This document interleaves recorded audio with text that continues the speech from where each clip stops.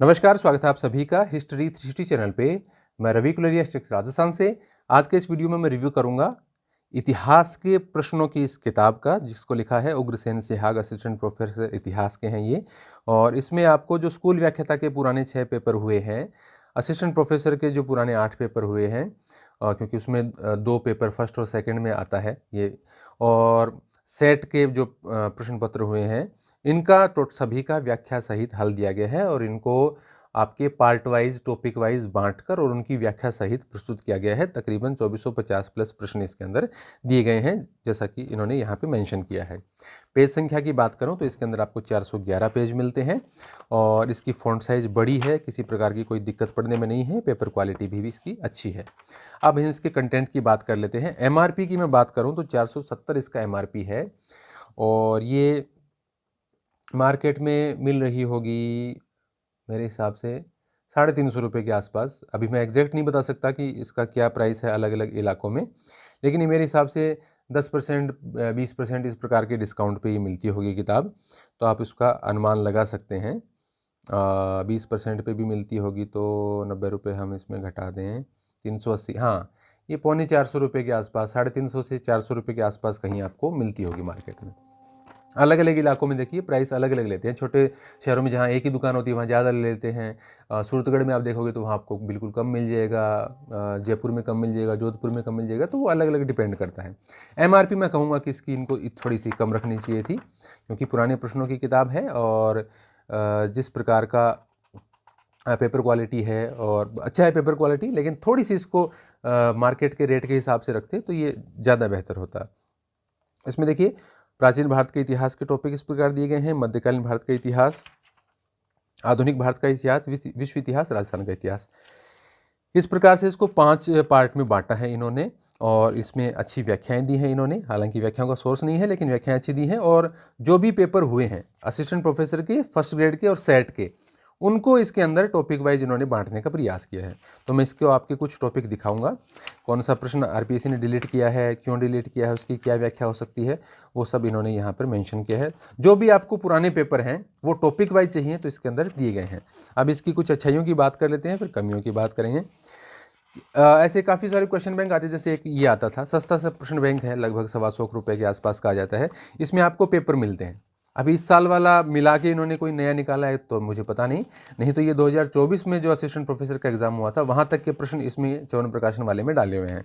इसमें आपको पेपर और उसके आंसर साथ में दिए हुए मिलेंगे, कहीं कोई व्याख्या वगैरह नहीं है, लेकिन सस्ता सा, मतलब आपको पेपर डाउनलोड करके प्रिंट का खर्चा नहीं करना पड़े, उसकी प्रकार की एक व्यवस्था इन्होंने की है। साथ में इसके उत्तर लगा दिए हैं।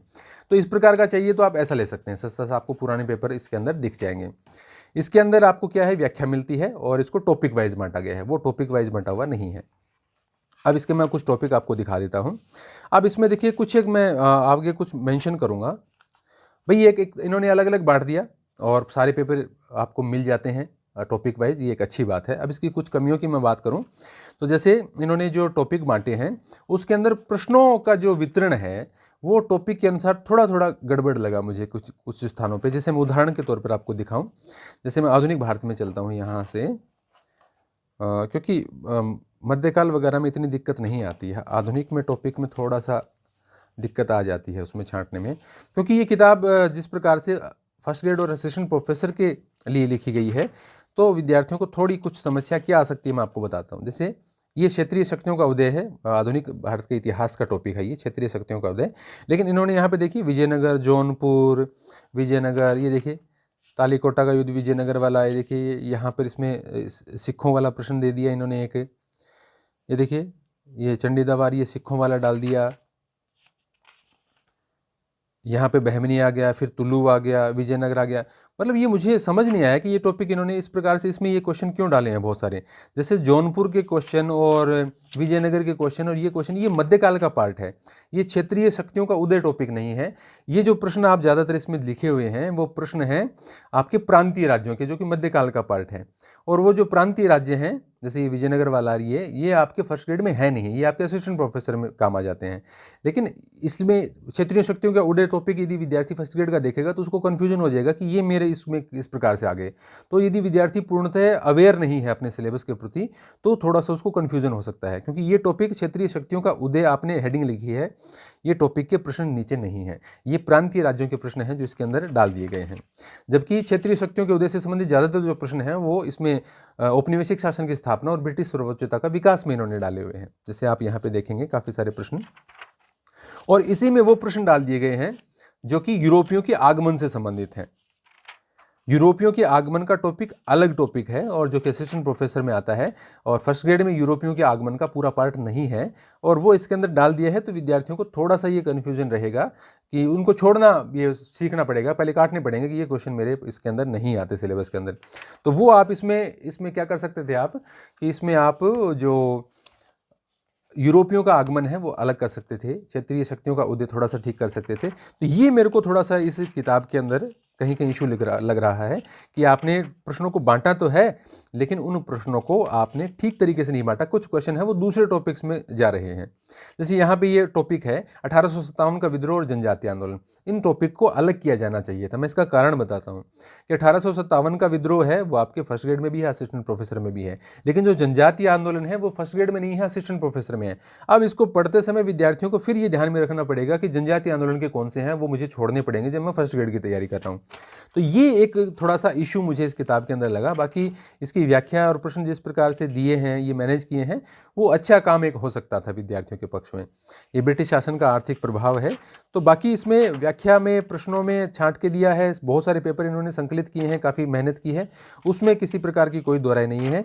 लेकिन जो एक टॉपिक से दूसरे टॉपिक में प्रश्न हैं वो एग्जैक्टली नहीं आ रहे हैं। एक आध तो देखो कहीं मिस हो सकता है, लेकिन इसमें थोड़ा सी मुझे ज़्यादा दिक्कत लगी कुछ टॉपिक्स के अंदर। अब देखिए, जैसे मैं इसका विश्व इतिहास दिखाता हूँ आपको कि इन्होंने टॉपिक लिखा पुनर्जागरण। तो फर्स्ट ग्रेड के सिलेबस और असिस्टेंट प्रोफेसर के सिलेबस में अंतर है, जैसा कि आप सभी जानते भी हैं और मैंने भी इसमें वीडियो में बताया है।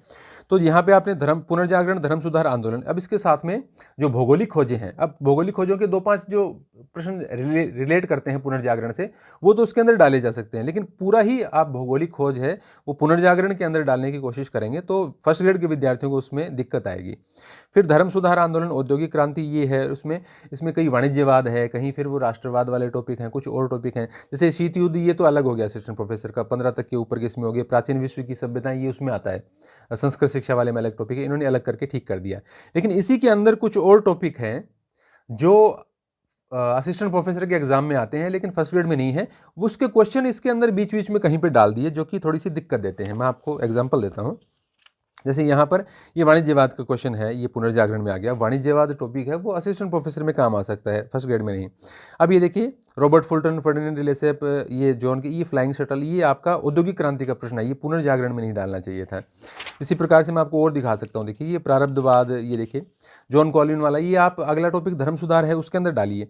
हालांकि इतना कोई बड़ा नुकसान नहीं है, जो विद्यार्थी थ्योरी पढ़ लेते हैं उनको पता तो चल जाएगा, लेकिन ये 2-4 दिन का ही और काम था और ये क्वेश्चन आप थोड़ा सा ठीक तरीके से मैनेज करके इस किताब को बहुत ही परफेक्ट बना सकते थे। यहाँ देखिए प्रबोधन काल टॉपिक वो असिस्टेंट प्रोफेसर में है, फर्स्ट ग्रेड में नहीं है। तो इसको भले ही इसके 2-4 क्वेश्चन बनते लेकिन इसको अलग डाल देते। तो मेरे कहने का मतलब ये है कि बहुत सारे विद्यार्थी ऐसे हैं जो सिर्फ फर्स्ट ग्रेड की तैयारी करते हैं, असिस्टेंट प्रोफेसर की नहीं करते, तो वो अपना टॉपिक छांटना उनके लिए थोड़ा सा आसान हो जाता है। देखिए, पेरू साम्राज्य की खोज है, अब ये जो है ये फर्स्ट ग्रेड के अंदर सिलेबस में है ही नहीं। सीड ड्रिल का आविष्कार है, ये औद्योगिक क्रांति का टॉपिक है, औद्योगिक क्रांति आगे है ही, तो फिर इसमें डालने का इसमें कोई विशेष मतलब नहीं बनता है। तो ये थोड़ा सा मुझे इस किताब के अंदर खासतौर से आधुनिक भारत में और विश्व इतिहास वाले टॉपिक में मुझे देखने को मिला, और जिसके कारण फर्स्ट ग्रेड के जो विद्यार्थी हैं उनको थोड़ा सा अवेयर होना पड़ेगा जब ये टॉपिक हल करेंगे कि मेरे सिलेबस में कौन सा क्वेश्चन नहीं है और कौन सा है। अगर आप इसको थोड़ा सा और टॉपिक्स का बंटवारा अच्छे से कर देते और थोड़ी प्राइसिंग इसकी कम रखते तो ये किताब बड़े स्तर पर विद्यार्थियों तक अपनी पहुंच बना सकती थी। तो ओवरऑल बहुत सारे पेपर जो भी असिस्टेंट प्रोफेसर के फर्स्ट ग्रेड के सेट के हुए हैं उनका विवरण इन्होंने इस किताब में दिया है, टॉपिक वाइज इनको बांटा है, लेकिन टॉपिक वाइज प्रश्नों का जो डिस्ट्रीब्यूशन है वो थोड़ा सा मैनेज करके और इसको और बेहतर बनाया जा सकता था। फर्स्ट ग्रेड के विद्यार्थियों को थोड़ी सी इसमें दिक्कतें कम आती। और ये जो सिहाग पब्लिकेशन जो लिखा है वो किताब के अंदर थोड़ा सा ठीक नहीं लगता। पीडीएफ वगैरह में नोट्स आप देते हैं तो उसके अंदर तो फिर भी डालना उचित रहता है। यहाँ इसमें मैंने कम ही देखा है कि किताबों के अंदर इस प्रकार से कोई, हालांकि कंटेंट का कॉपी करना और वो इशू रहता है, लेकिन जब आपने किताब छापी है तो उसमें आपका हर जगह नाम है और है, लेकिन पेज के ऊपर ये इस प्रकार से कोई ज़्यादा रखने की इसको आवश्यकता नहीं है। नोट्स वगैरह यदि आप देते हैं, पीडीएफ जारी करते हैं, तब ये डाल देना चाहिए, नहीं तो ये बैकग्राउंड में नहीं डालना चाहिए। तो ये उग्रसेन सिहाग जी की किताब है। काफ़ी सारे जो पुराने पेपर हैं उन सबको इसमें इन्होंने मैनेज किया है। जो मैंने इशू बताया इस किताब की, जो अच्छाई है वो ये है कि सारे प्रश्न आपको टॉपिक वाइज बांट के मिल जाते हैं। कमी ये है कि असिस्टेंट प्रोफेसर और स्कूल व्याख्याता के जो टॉपिक हैं उनका बंटवारा थोड़ा सा ठीक से नहीं किया गया है। और इसके अलावा जो एग्जैक्ट क्वेश्चन है किस टॉपिक से रिलेट करते हैं, उसमें कहीं कहीं थोड़ा सा मिसिंग मुझे लगा।